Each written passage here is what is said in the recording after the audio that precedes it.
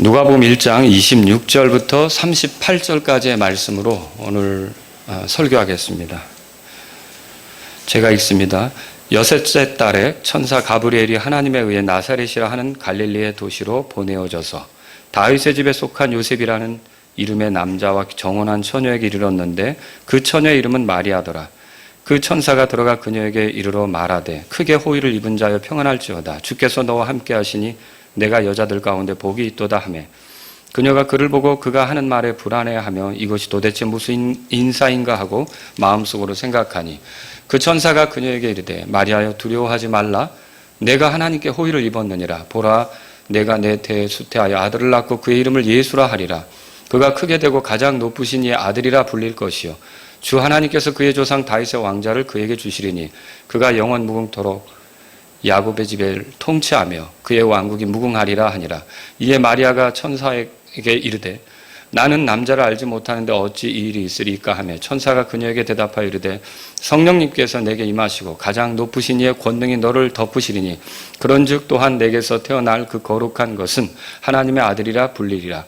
보라 내 사촌 엘리사벳도 늙은 나이에 아들을 수태하였느니라. 수태하지 못한다고 하던 그녀에게 이달이 여섯째 달이 되었나니 하나님께는 불가능한 일이 없느니라 하니라. 다 같이요. 마리아가 이르되 주의 여종을 보소서 당신의 말씀대로 그 일이 내게 이루어지리이다 하며 천사가 그녀에게서 떠나니라. 아멘. 자, 오늘은 하나님께서 쓰신 여자 마리아, 하나님께서 쓰신 여자 마리아, 이런 제목으로 말씀을 드리겠습니다. 자, 오늘 말씀을 전하면서 로마 가톨릭에 대한 얘기부터 여러분에게 시작하려고 합니다. 로마 가톨릭이 마리아에 대해서 굉장히 많은 잘못을 해왔습니다. 몇 가지 이제 예를 들어볼게요. 로마 가톨릭은 마리아 무염 시태설을 주장합니다. 마리아의 무염 시태설이 무슨 말이냐? 마리아는 날 때부터 죄가 없었다는 겁니다. 그래서 마리아는 이 땅에 살아갈 때도 하나님의 은총으로 죄 없이 살았다. 그런 교리로까지 발전하는 게 바로 이겁니다. 그런데 여러분 성경에 보면 모든 사람이 죄를 지어 하나님의 영광에 이르지 못하더니 읽어보셨죠? 여기 모든 사람의 마리아도 포함됩니까? 당연하죠. 그래서 이 로마서 3장 23절의 말씀은 이런 가톨릭의 주장이 거짓이라는 것을 그대로 이렇게 말합니다. 그리고 또 마리아가 만약에 죄가 없다면 예수님이 필요합니까? 구원자로서? 저는 예수님이 필요해요. 여러분 예수님 필요하십니까? 네, 구원자로서 예수님이 나에게 필요하냐고요. 저한테는 필요해요. 왜냐하면 제가 죄인이기 때문에. 근데 만일 마리아가 죄인이 아니고 죄가 없다고 한다면 마리아에게는 구원자 예수님이 필요한 겁니까? 필요 없죠. 그러면은 이거는 또 뭡니까? 이거는 하나님 말씀하고 맞는 겁니까? 누가복음 우리가 1장에 보니까 거기 보세요. 47절에 다 같이, 이게 마리아가 한 고백이에요. 47절 다 같이 읽겠습니다. 내 영이 하나님 곧 내 구원자를 기뻐하였나니 이는 그분께서 이렇게 이제 나가죠. 내 영이 하나님 곧 뭐라고 돼 있어요? 내 구원자를 기뻐한다고 돼 있어요. 그러면 내 구원자라는 말은 마리아에게도 구원이 필요하다는 거죠. 그럼 이 사실은 뭘 얘기합니까? 마리아도 우리와 똑같은 죄인이라는 거, 예수님이 필요한 사람이라는 걸 말해주고 있다는 거죠. 그러니까 이 가톨릭 교리가 얼마나 잘못되었는지를 성경을 통해서 금방 알 수 있다는 거예요. 또 이 로마 가톨릭에서는요, 마리아에 대해서 하나님의 어머니라고 주장해요. 이건 또 왜 이러느냐? 여기 43절에 보세요. 누가복음 1장 43절에 엘리사벳이 마리아가 이렇게 찾아왔을 때 뭐라 그랬냐면 내 주의 어머니가 내게 오시는도다 그랬단 말이에요. 마리아를 가리켜서 뭐라 했어요? 내 주의 어머니 그랬어요. 그러면은 마리아는 예수님의 어머니예요. 그죠? 근데 예수님이 하나님이시라는 거 아시죠? 그러니까 하나님의 어머니다 이런 논리로 가는 거죠. 이거는 굉장히 잘못된 것이라 할 수 있어요. 왜냐하면 이런 고백만 있는 게 아니라 그 위에 여러분이 읽어보시면요. 그 38절에 보세요. 마리아가 뭐라 그러는가? 같이 읽어보실래요? 마리아가 이르되 주의 여종을 보소서. 뭐라고 돼 있어요? 아까는 엘리사벳은 내 주의 어머니라고 그랬지만 여기서는 그러니까 주의 뭐라고 돼 있어요? 여종이라고 돼 있죠. 여러분 내 주의 어머니란 말은 예수님께서 육체로 오시는데 그 육체로 오시는 예수님을 태중에 품었다는 뜻이지 창조주를 만들어낸 여자가 아니라는 뜻이에요. 무슨 말인지 알겠죠? 그런데 이렇게 창조주를 만들어낸 여자가 아니라는 건데 이걸 거기다가 붙여서 하나님의 어머니라고 그러니까 아니 사람은 다 어머니를 통해서 나오는 건데 그럼 하나님이 어머니에서 만들어졌다면 그거는 피조된 것과 마찬가지죠. 그렇게 말한다면 이거는 교리적으로 뒤죽박죽이 되는 거라는 거예요. 또 로마 가톨릭에서는요 마리아에 대해서 영원한 동정녀설을 주장합니다. 이 동정녀가 뭐예요? 남자를 알지 못하는 여자다 그거죠. 자 그런데 이 영원한 동정녀설을 주장하다 보니까 뭘 얘기하느냐면 예수님을 낳고서 예수님을 낳은 뒤 마리아가 다른 사람을 낳지 않고 평생 갔다 이렇게 가르치는 거예요. 근데 과연 그게 맞습니까? 여러분이 관심을 갖고 마가복음 6장을 읽어보면 예수님이 목수의 아들이라는 소리를 들었고요. 예수님에게 형제가 있었는데 4명의 이름이 열거돼요. 마가복음 6장 3절에 보니까 야고보, 요새, 유다, 시몬의 형이다 이렇게 소개하고 있어요. 그리고 누이들도 2명이 있었다는 거예요. 그러면 이런 말씀들을 통해 볼 때 이제 예수님을 낳고 그 이후에 아무도 낳지 않은 게 아니라 적어도 6명 이상 누이들 복수니까 적어도 6명 이상을 마리아가 낳았던 것을 알 수 있죠. 근데 가톨릭 교회는 또 이걸 뭐라고 변명하냐면 아니다. 이 4명의 남자들이나 그 여자들은 예수님의 친동생들이 아니라 사촌들이다. 이렇게 얘기를 한다는 거죠. 그러면 오늘 누가복음 1장 여러분이 펴셨으니까 보세요. 누가복음 1장에 보면 여러분 오늘 아까 본문에 읽었지만 마리아가 엘리사벳을 찾아갈 때 그러니까 엘리사벳에 대한 소식을 들을 때 말이죠. 뭐라고 듣습니까? 거기 그 36절에 보세요. 보라 내 뭐라고 돼 있어요? 사촌이라고 돼 있죠. 명확히 이런 걸 밝히는 거예요, 성경이. 만약에 마가복음 6장에 나온 그 4명의 이름이 그들의 형이다 이렇게 돼 있으면 그렇게 믿어야 되는 거지. 어떻게 사촌형이다 이렇게 써있지도 않거든요. 이걸 써있지도 않은 것을 사촌이라고 이렇게 돌려서 어떻게든지 마리아가 동정녀라는 것을 이렇게 부각시키기 위해서 그렇게 하느냐는 거죠. 이건 옳지 않은 거예요. 성경은요, 사촌이면 사촌이라고 하는 거예요. 형이면 형이라고 하는 거고. 그래서 이 가톨릭 교회 교리들이 얼마나 지금 성경하고 맞지 않는지, 성경을 대적하고 도전하는지 이런 것들을 우리가 볼 수 있는 거죠. 저와 여러분들이 왜 사도신경 암송을 안 해요? 이게 사도신경은 로마 가톨릭이 본래 만든 거예요. 전능하사 천지를 만드신 하나님 아버지를 내가 믿사오며. 아시죠? 자, 이거는 우리가 그 가운데 아멘이라고 동의할 수 있는 것도 있어요. 전능하사 천지를 만드신 하나님 아버지를 우리 믿는 거 아닙니까?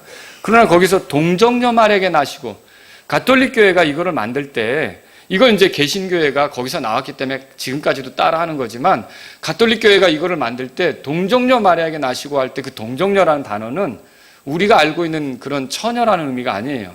그러니까 영원한 동정녀를 표현하는 말이에요. 그래서 이게 우리가 암송하기엔 좀 거북스러운 부분이 있다는 것이죠. 그래서 이런 그 가톨릭의 교리는 잘못된 거예요. 또 로마 가톨릭은요, 마리아 몽소 승천설을 주장해요. 들어보셨어요? 마리아 몽소 승천설. 말도 좀 어렵죠. 이게 뭐냐면요, 마리아는 죽지 않고 육체를 가지고 하늘로 들어갔다는 거예요. 여러분은 성경에서 육체를 가지고, 그러니까 죽음을 보지 않고 하늘로 올라간 사람 이름 될 수 있죠? 2사람 있었잖아요. 에녹하고 엘리야였죠. 이렇게 명확히 밝혀주고 있어요. 그런데 저는 성경을 제가 여러 번 읽었지만 마리아가 죽지 않고 하늘로 올라갔다는 건 읽어본 적이 없어요. 혹시 읽어본 적 있으세요? 찾으셨으면 저한테 좀 보여주세요. 저는 그런 구절을 본 적이 없어요. 이런 구절들을 만들어내서, 이런 이야기들을 만들어내서 결국 마리아를 자꾸 격상시키려고 하는데 히브리서 9장 27절에 뭐라고 되어 있어요? 한 번 죽는 것은 사람들에게 정해진 것이요. 마리아도 예외 없는 거예요. 똑같아요. 그녀도 사람이란 말이에요. 그래서 그 모든 사람이 가는 길로 갔다는 거죠. 그래서 저와 여러분들이 이 가톨릭에서 주장하는 식으로 마리아를 보면 여러분이 왜곡된 마리아를 알게 되는 거라는 거죠. 자, 또 마리아에 대해서 로마 가톨릭은 뭐라 그러냐면 오늘날에는 공동 구세주라 그래요. 공동 구세주. 그게 무슨 말입니까? 그러니까 예수님 혼자 우리를 구원하는 게 아니라 마리아하고 같이 그거를 우리를 구원한다는 거예요. 자, 그런데 혹시 여러분이 성경에서 마리아가 이런 말 하는 거 읽어보셨어요? 내가 곧 길이요 진리요 생명이니 나를 통하지 않고는 아버지께로 올 자가 없다. 마리아가 그렇게 하는 거 읽어보신 적 있으세요? 저는 예수님은 그렇게 말씀하신 걸 읽어봤는데 마리아는 그렇게 말한 적이 없다는 거죠. 그러니까 이 공동 구세주라고 하는 것도 잘못된 거죠. 이렇게 마리아를 격상시켜서 하나님의 어머니다, 구원자다, 또 죄 없는 여자다 이렇게 말하는 것은요, 정말 마리아에 대해서 옳게 제시하는 게 아니라는 거죠. 자, 이게 마리아를 너무 격상시키는 것도 문제고, 오늘날 또 반대로 또 마리아를 너무 또 거기에 대한 반감으로 아무렇지도 않은, 우리랑 뭐 상관도 없는 이런 여자로 생각하는 것도 문제가 되겠죠. 여러분, 하나님께서 많은 사람을 쓰시는 것처럼 그 중에 하나로 마리아도 쓰셨다는 것을 알아야 돼요. 근데 이 마리아를 쓰실 때 마리아는 어떤 여자였습니까? 우리가 오늘 살펴보려고 하는 게 그 내용이에요. 마리아는 도대체 어떤 여자였을까? 이걸 통해서 우리가 마리아도 하나님이 쓰셨던 여자 중에 하나인데 마리아가 어떤 여자였을까? 이거를 우리가 공부하면서 배울 수 있는 것을, 믿음에 대해서 말이죠, 배울 수 있는 것을 우리가 좀 찾았으면, 그리고 옳게 믿었으면 하는 마음이 저와 여러분에게 이제 생기기를 바라는 거죠. 자, 여기 보십시오. 마리아가 어떤 여자였는가? 한 세 가지로 오늘 본문을 통해서 말씀드릴게요. 첫 번째로 마리아는 나사렛에 사는 여자였어요. 마리아는 천사 가브리엘의 방문을 받았죠. 가브리엘은 한 6개월 전에 사가랴를 방문했어요. 왜 사가랴를 방문했느냐? 하나님께서 천사를 보내가지고 사가랴에게 이제 엘리사벳, 그의 아내 엘리사벳이 수태할 것을 알려준 거죠. 그죠? 이렇게 해서 그렇게 했었던 가브리엘 천사가 6개월 뒤에 그 동일한 천사가 지금 마리아를 방문한 거예요. 마리아를 방문했는데 여기 보니까 여섯째 딸, 한번 본문 보세요. 36절 한번 읽어보죠. 26절입니다. 26절 시작. 여섯째 달에 천사 가브리엘이 하나님에 의해 나사렛이라는 갈릴리 도시로 보내어졌어. 그 여섯째 딸 그렇게 말하고 있어요. 그럼 이 여섯째 딸은 기준이 뭘까? 기준이 뭐예요? 도대체 뭐의 여섯째 딸이냐는 거죠. 이게 엘리사벳이 임신한 것과 관계가 있죠. 그 뒤에 보면 36절에 보라 내 사촌 엘리사벳도 늙은 나이에 아들을 수태하였느니라. 수태하지 못한다고 하던 그녀에게 이달이 여섯째 딸이 되었나니 그랬잖아요. 그러니까 엘리사벳이 수태한다고 이 사가랴에게 그 천사가 가서 알려준 뒤에 이 여섯째 딸에 또 이번에 마리아에게 와서 네가 아들을 낳을 거다 이 얘기를 이제 해준 거라는 거죠. 자, 그래서 우리는 예수님께서 침례자 요한보다 6개월 뒤에 출생하신 것을 알 수 있게 되는 거죠. 이런 근거로 인해서. 자, 마리아는 나사렛이라고 하는 갈릴리 도시에 살았어요. 거기 26절에 나사렛이라는 갈릴리 도시에 보내어졌다. 여기 마리아가 사니까 이 도시로 보내어진 거죠. 나사렛은요, 해발 한 350m 정도 돼요. 그렇게 높지 않죠. 그런데 이 나사렛이라고 하는 곳이 굉장히 요지로서 군인들이 요새로 삼기가 좋은데, 왜냐하면 나사렛 아래로 이렇게 쫙 펼쳐지는 그런 골짜기 평원이 있어요. 그 평원을 여러분이 무기또 혹은 아마겟돈 들어보셨죠? 그 평원이에요. 예스레엘 평원이라고 하죠. 여기서 나사렛에서 그걸 내려다보면 그 넓은 거기서 전쟁들을 많이 했거든요. 앞으로 마지막 때도 전쟁이 거기서 있잖아요. 그 나사렛에서 거기를 내려다보기가 참 좋은 곳이었죠. 그래서 로마 군대가 거기에 주둔했었다고 알려지고 있어요. 로마 군대가 거기 있었던 거죠. 그래서 그곳은 이제 유대인들이 살긴 했지만 로마인들과 어울려 살았다 이렇게 전해지고 있어요. 그리고 유대인들은 많이 산 걸로 이렇게 알려지진 않아요. 고고학자들의 어떤 그런 자료들에 의하면 목축을 하는 사람들, 이런 굉장히 소수의 한 200여 명 정도의 사람들이 나사렛에 이렇게 살았을 것이다. 이렇게 이제 추정되고 있습니다. 그런데 오늘날 말하면 여러분 이태원이라고 아시죠? 옛날에 미군 부대에 있었던 그런 것처럼 나사렛이 그런 환경이 있는 거예요. 그래서 로마 군인들을 위한 목욕탕도 있었고 로마 군인들을 위한 윤락 환경도 있었던 거예요. 그러니까 이게 나사렛에 사는 여자들 중에는 때로는 로마 군인들하고 이렇게 애정 관계를 갖는, 그렇게 살아가는 그런 사람들도 있을 수 있었던 거죠. 그런 곳이었던 거예요.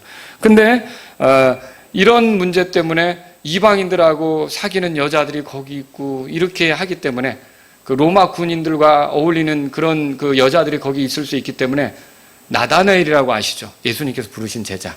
이 나다나엘에게 그 나사렛 예수님에 대해서 이제 친구가 얘기하니까 나사렛에서 무슨 선한 것이 날 수 있겠냐 그렇게 말하잖아요.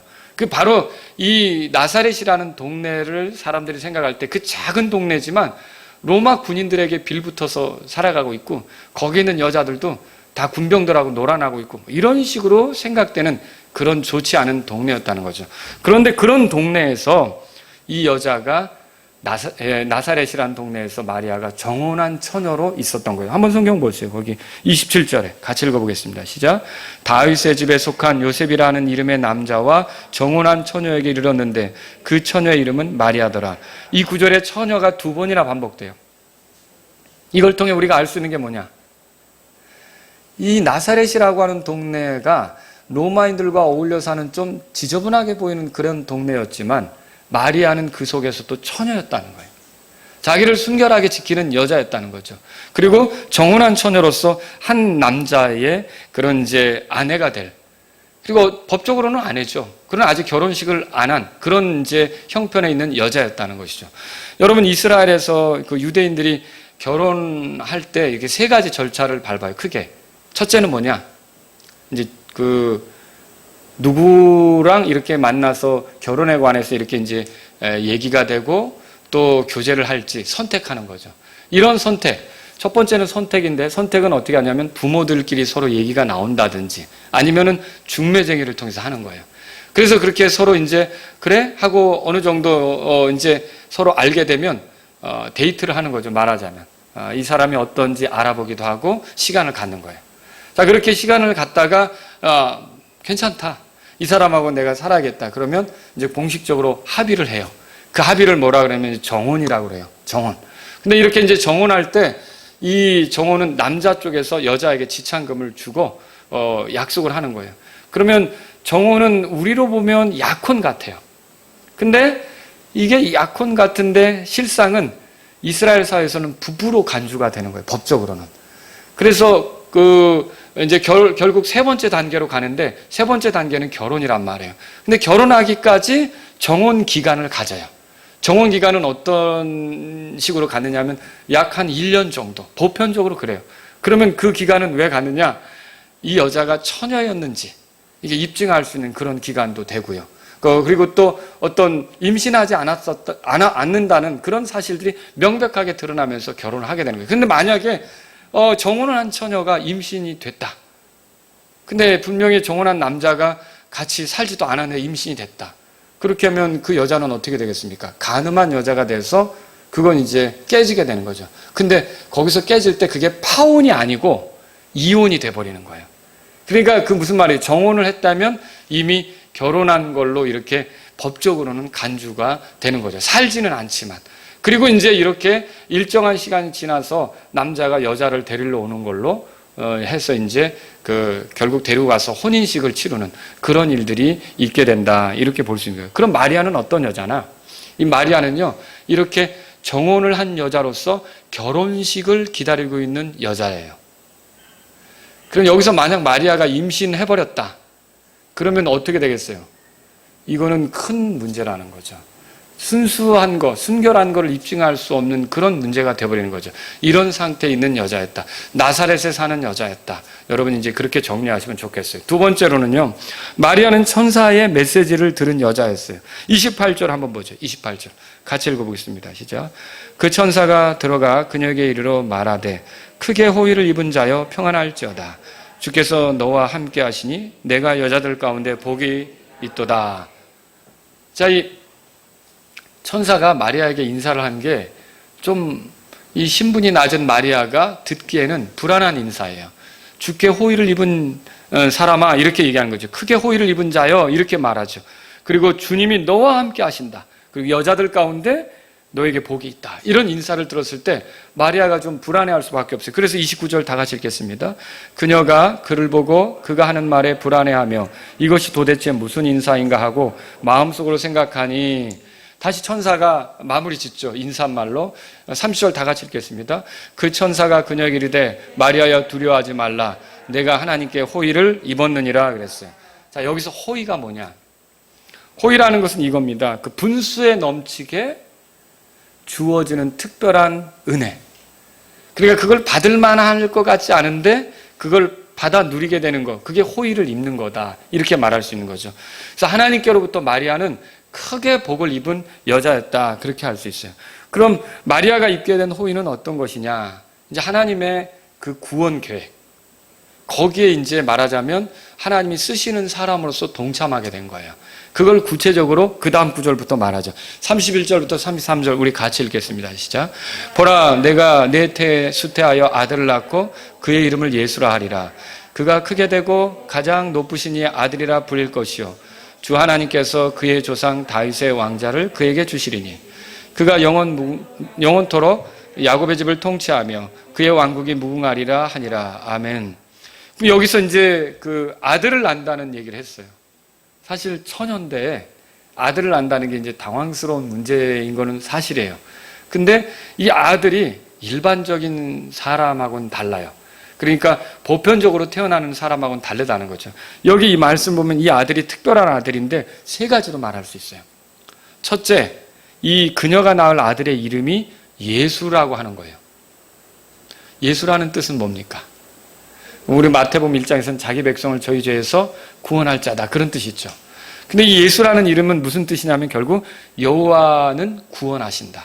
그러니까 하나님의 구원, 여호와의 구원을 말하는 이름이란 말이에요. 근데 이 이름 그대로 마리아가 낳을 아들은 어떤 아들이냐면 하나님께서 세상을 구원하시는 그런 구원자로 사용할 아들이에요. 구원자가 되실 아들이에요. 그 아들을 말하자면 마리아의 태를 통해서 낳게 하는 거죠. 그러니까 하나님의 구원자가 마리아를 통해서 오게 되는 거예요. 우리를 구원할 구원자가 마리아를 통해서 오는 거죠. 자, 두 번째로 이 그녀가 낳을 아들은 어떤 아들입니까? 하나님의 아들이라고 불리게 될 아들이에요. 하나님의 아들이라고 불리게 될 사람이란 말이죠.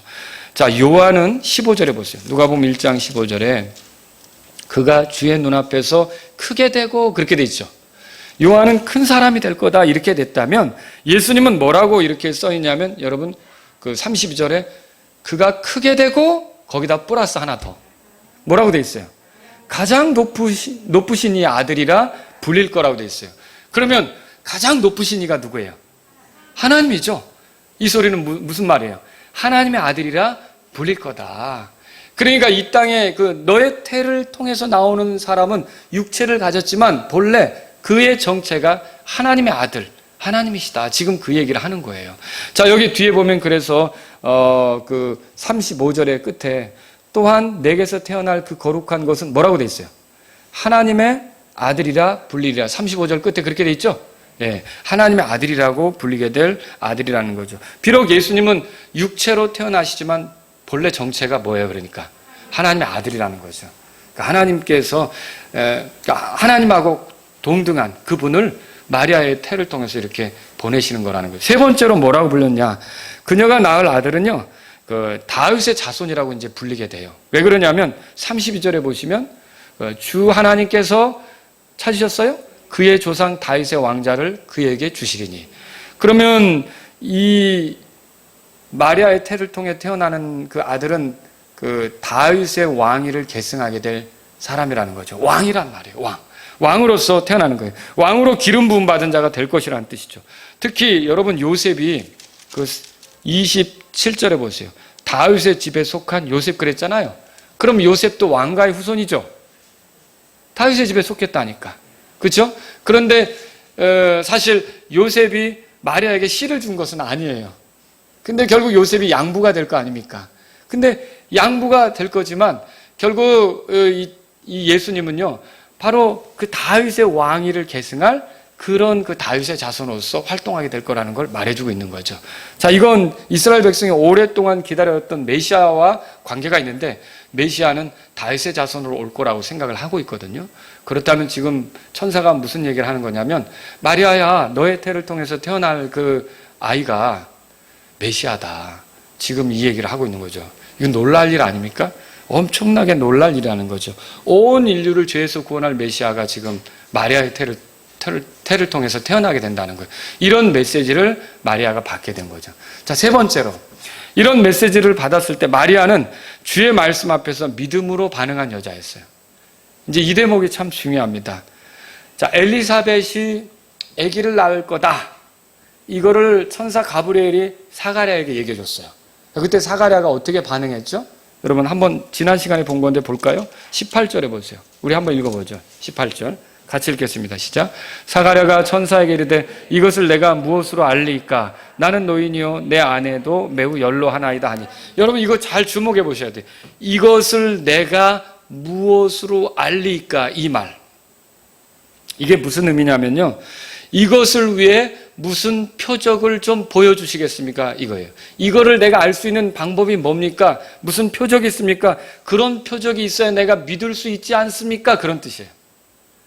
그러면 사가랴는 천사의 말을 믿은 거예요? 안 믿은 거예요? 안 믿은 거죠. 성경에도 그렇게 써 있잖아요. 사가랴가 안 믿었다고 그렇게 얘기하고 있잖아요. 그래서 그 표적을 주죠. 결국은. 그 표적이 뭐였어요? 말 못하는 사람이 되는 거죠. 그렇죠? 그래서 그 표적을 달고서 이거 사실이구나. 벙어리로 지내면서 그거를 받아들일 수밖에 없었던 거예요. 그래서 이게 지금 사가랴는요 믿지 못했던 거였던 거. 그걸 말하고 있어요. 그런데 마리아는 어떤가? 여러분 그 34절에 보세요. 우리 같이 읽어보죠. 시작. 이에 마리아가 천사에게 이르되 나는 남자를 알지 못하는데 어찌 이 일이 있으리까 하며, 여기 어찌 이 일이 있으리까, 이게 여러분이 또 사가랴와 같은 대답이 아닌가 생각할 수 있어요. 근데 이게 영어로 보면 어떻게 이런 일이 있을 수 있을까? How 이렇게 시작되는 이 표현은 뭘 얘기하는 거냐면 정말 내가 남자를 알지도 못하는데 어떻게 이런 일이 일어났을까? 한마디로 말하면 놀라는 거예요. 의심의 말이 아니라 놀라는 말이라는 거죠. 어떻게 이런 일이 있을까? 그런 얘기를 하는 거예요, 지금. 그래서 표적을 구하는 게 아니에요. 천사의 말을 믿지 못하겠으니까 믿을 수 있는 표적을 달라. 지금 이 얘기가 아니라는 거죠. 메시아가 태어나고 온 이스라엘이 기대하던 분이 오신다는 이 말이 마리아에게는 어떻게 남자도 알지 못하는 내게 이런 일이 있을 수 있을까? 이렇게 이제 놀라는 거예요. 불신앙의 말이 아니라 놀래서 하는 말이라는 거죠. 그런데 35절에 천사가 이렇게 대답해줘. 다 같이 읽겠습니다. 시작. 천사가 그녀에게 대답하여 이르되 성령님께서 내게 임하시고 가장 높으신 이의 권능이 너를 덮으시리니 그런즉 또한 내게서 태어날 그 거룩한 것은 하나님의 아들이라 불리리라. 그러니까 이 일은 누가 하는 거예요? 사람이 하는 일이 아니라 성령님께서 하시는 일이라, 하나님께서 하시는 일이라, 이렇게 이제 천사가 얘기해 주는 거죠. 그게 사람의 생각으로는 있을 수 없는 일이죠. 놀랍다. 어떻게 이런 일이 있을 수 있느냐. 지금 마리아가 그렇게 얘기를 하는 거에 대해서 이게 하나님이 하시는 일이다. 여러분 구약에서 이사야서 7장 14절에 예언된 거 아시죠? 자, 거기 뭐라고 예언돼 있죠? 보라 처녀가 잉태하여 아들을 낳으리니, 그렇죠? 처녀가 수태하여 아들을 낳고 그의 이름을 임마누엘이라 하리라. 읽어보신 적 있죠? 그 예언의 성취가 결국 누구 안에서 이루어지는 거예요? 마리아 안에서 이루어지는 거죠. 하나님의 말씀이 마리아 안에서 성취되는 거예요. 그러니까 놀라운 거죠. 여러분이요, 주의 말씀을 들을 때, 야, 어떻게 이런 말씀이 있을까? 놀라워할 망정, 의심에 찬 입술로 반응하지 않기를 주의 이름으로 바랍니다. 야, 참으로 놀라운 말씀이다. 이렇게 할지언정 여러분이 의심에 찬 태도로 대하지 않기를 바라는 거예요. 천사 가브리엘은 마리아의 이해를 돕기 위해 가장 최근에 있었던 일을 소개합니다. 36절, 37절 읽어보죠. 시작. 보라, 내 사촌 엘리사벳도 늙은 나이에 아들을 수태하느니라.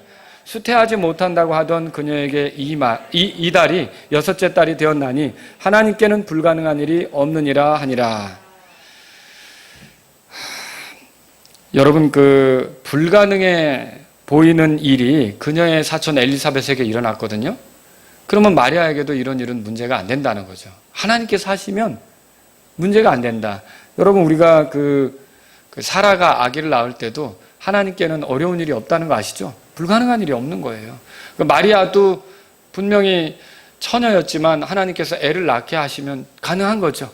그래서 하나님께는 불가능한 일이 없다. 이 말씀을 마리아에게 들려준 거죠. 천사가 아주 중요한 메시지를 했습니다. 여러분, 우리도 다 같이 이 말에 아멘 합시다. 하나님께는 불가능한 일이 없습니다. 그죠? 하나님께는 불가능한 일이 없습니다. 우리가 믿고 나아가야 되는 거죠. 마리아는 이런 천사에게 곧바로 대답했어요. 이게 이제 마리아가 보여주는 믿음이요 신앙 고백입니다. 38절 다 같이 읽겠습니다. 시작. 마리아가 이르되 주의 여종을 보소서. 당신의 말씀대로 그 일이 내게 이루어지리이다 하며 천사가 그녀에게서 떠나니라. 자, 마리아는 이런 말을 듣고 뭐라고 고백했냐면 주의 여종, 주의 여종이라고 고백했어요. 그러니까 창조주 하나님께 완전히 복종한 거예요.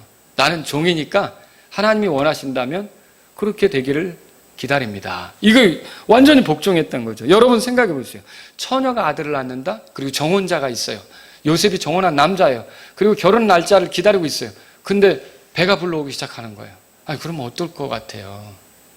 여러분, 이거 심각한 일 아닙니까? 아직 내가 그 남자와 살지도 않았는데 내 배는 불러오는 거예요. 만약 이렇게 되면 얼마나 이게 스트레스가 되고 충격이 될까요? 이게 그 학생들도 잘못된 일을 벌여서 이렇게 아기를 들키지 않게 하려고 막 끙끙거리다가 결국은 나와서 제대로 이렇게 대처하지 못하고 이런 아이들도 있는데, 이 여자가 그 남편은 따로 있는데 배가 불러올 때 어떻게 이 일을 이제 처리할 수 있겠어요? 이게 힘든 일이란 말이에요. 쉬운 일이 아니란 말이죠. 간음했다는 것이 알려질 수도 있고요. 요셉은 또 얼마나 화가 나겠어요. 마음이 다치고 속상하겠죠. 그리고 실망하겠죠. 이혼당하는 것은 고사하고 잘못하면요 돌 맞아 죽을 수도 있는 거예요. 이게 이혼 증서를 써주고 너 가라 이렇게 하면 모르지만 돌 맞아 죽을 수도 있는 거예요.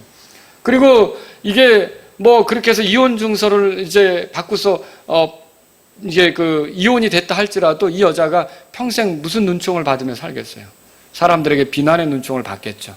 그리고 어떤 로마 군병의 애가 아니야? 뭐 이런 소리도 들을 수 있는 거고. 마리아로서는 굉장히 힘든 일이란 말이죠. 그런데 마리아는 이 모든 것을 한마디로 일축해요.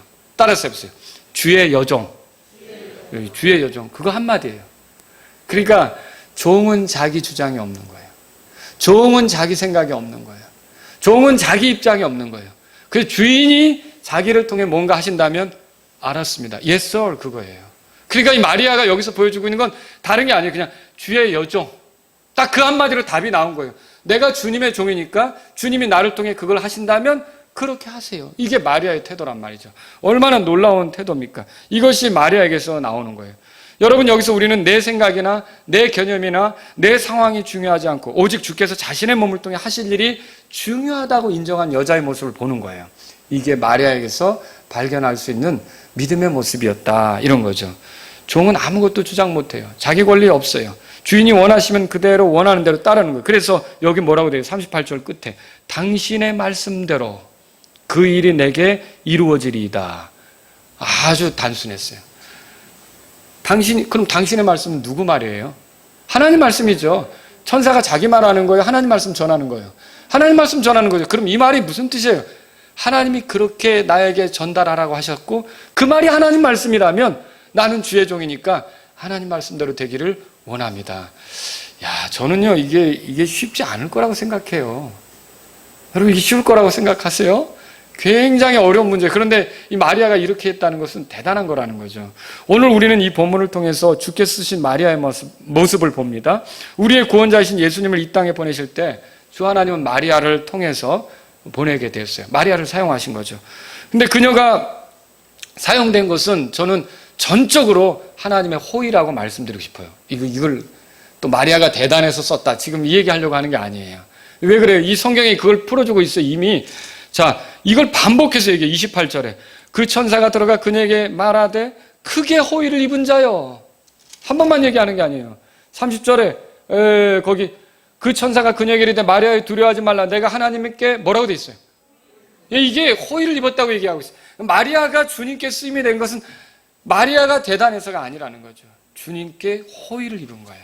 여러분, 우리가 하나님께 쓰임되는 것은 우리가 대단해서 쓰임받는 게 아니에요. 분에 넘치는 하나님의 은혜로 우리가 쓰임이 되는 걸 기억하셔야 되는 거예요. 항상. 그래서 하나님의 호의로 우리가 사용이 되는 거죠. 그런데 보세요. 나사렛에 살던 그런 그 촌동네에 살던 여자였는데, 결혼을 기다리던 여자였는데 천사를 통해서 그 하나님의 계획을 듣게 된 거예요. 그리고 이 하나님의 계획을 들었을 때 기꺼이 뭐라 그랬냐면 주의 여종이니까 주의 말씀대로 이루어지기를 이제 바랍니다. 이렇게 이제 응답을 했던 거죠. 여러분, 여기서 제가 오늘 두 가지 여러분에게 말씀을 전하고 교훈을 전하고 끝내려고 합니다. 첫째는 뭐냐면 바른 믿음이 뭐냐. 첫째, 바른 믿음은요, 극단적인 태도를 주의합니다. 사람을 무시하고 경시하는 것은 옳지 않죠. 사람을 무시하면 돼요? 안 되죠. 경시하면 돼요? 안 되죠. 근데 지나치게 반대로 사람을 신처럼 떠받드는 거예요. 하나님처럼 떠받드는 거예요. 예수님처럼 높이는 거예요. 돼요? 안 돼요? 그것도 안 된다는 거죠. 자, 마리아는 하나님께서 만드신 인간 피조물일 뿐이에요.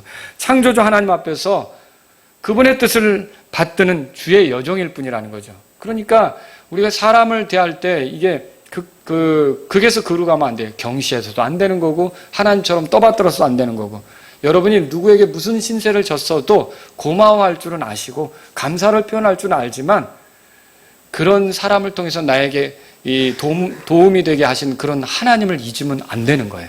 하나님은 잊어버리고 그 사람에게만 하나님처럼 모든 그것을 대우한다. 여러분 크게 잘못하는 것이죠. 그러니까 우리가 조심해야 되는 거죠. 마리아를 하나님처럼 예수님처럼 숭배하는 것은 그러면 옳습니까? 이 가톨릭 교회는 지금 크게 잘못하는 거죠. 하나님도 그게 아니에요. 마리아도 원하는 것 그거 아니에요. 자, 그럼에도 불구하고 지금 여전히 마리아 숭배를 계속하고 있는 이 로마 가톨릭은 너는 내 앞에 다른 신들을 두지 말라고 하신 하나님의 말씀을 모독하는 것과 같은 거죠. 이게 가톨릭 교회가 보여주고 있는 문제예요. 마리아는 겸손한 여자였어요. 준비된 여자였어요. 자기 위치를 아는 여자였어요. 우리 구주께서 육체로 오실 때 통로가 되는 여자였어요. 자신이 어떤 상황에 직면하든지 주의 말씀대로 되기를 바라는 여자였어요.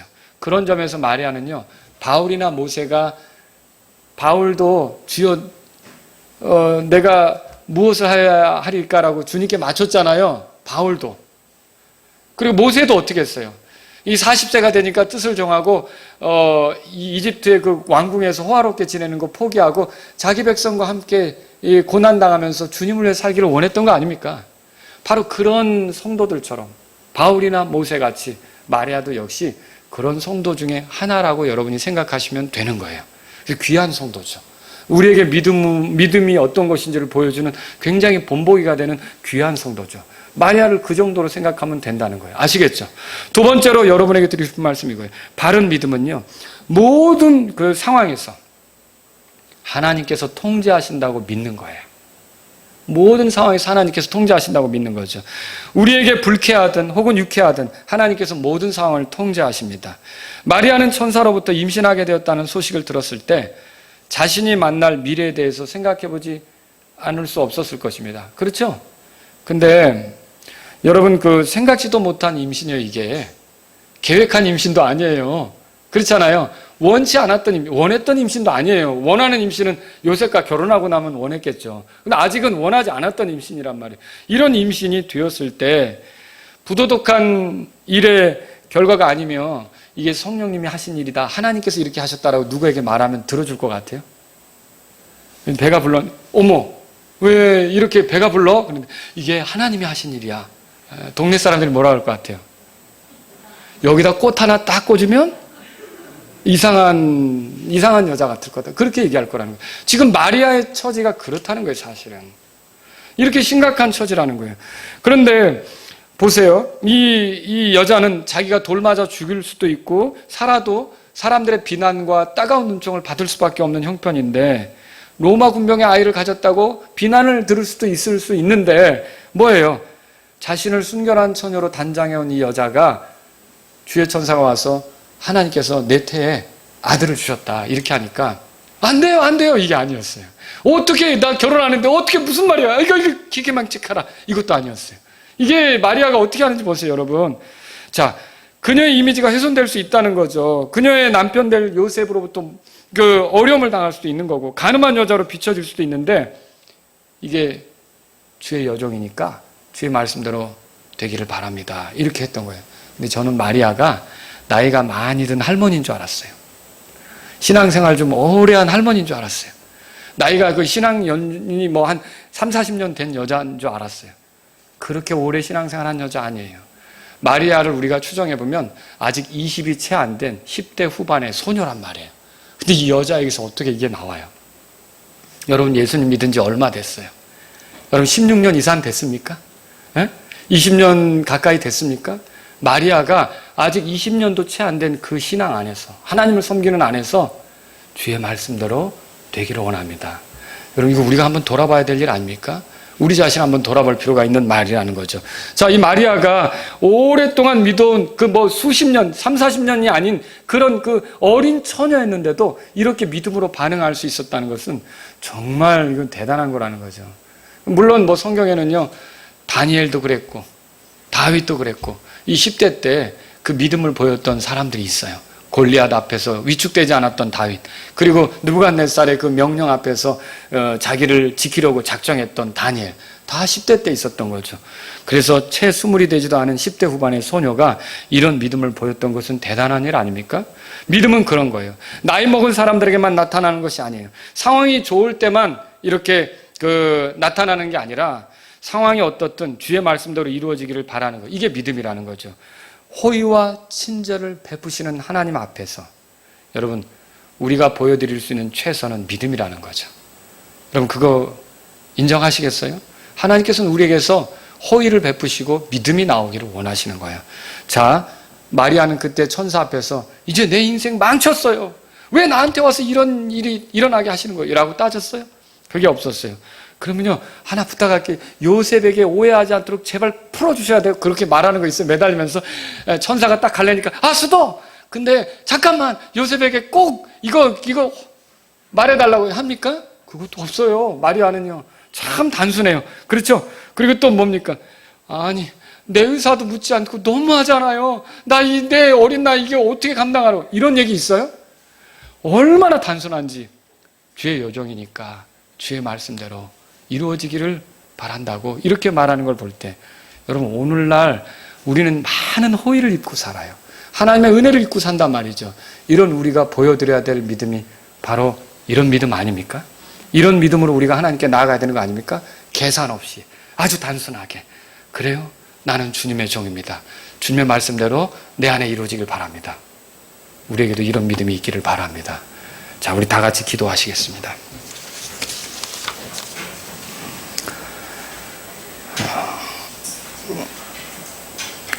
오늘 여러분이 이 말씀을 들으시고요, 하나님, 마리아하고 비춰볼 때 내 믿음은 참 이렇게 몇십 년을 살아왔지만 계산도 많고 따지는 것도 많고 이게 이유되는 것도 많고 이러네요. 하나님 아버지, 제가 오늘 이 말씀을 통해서 저도 주의 호의를 입고 사는 사람으로서 주님 앞에 정말 단순한 믿음, 그저 주의 종이니까 주의 말씀대로 되기를 바란다고, 이렇게 주의 말씀대로 이루어지기를 원한다고 얘기했던 마리아 같은 믿음의 사람이 되기를 원합니다. 여러분, 이제 그런 마음을 좀 주님께 표현해 드리시면 좋겠어요. 주님, 제가 수십 년을 믿는 그런 삶 가운데서도 내 계산이 많고 내 생각이 많은데 저 마리아처럼 단순하게 가기를 원합니다. 여러분이 이런 그 믿음의 사람이 될 수 있다면 하고 이제 주님께 기도하시면 좋겠어요.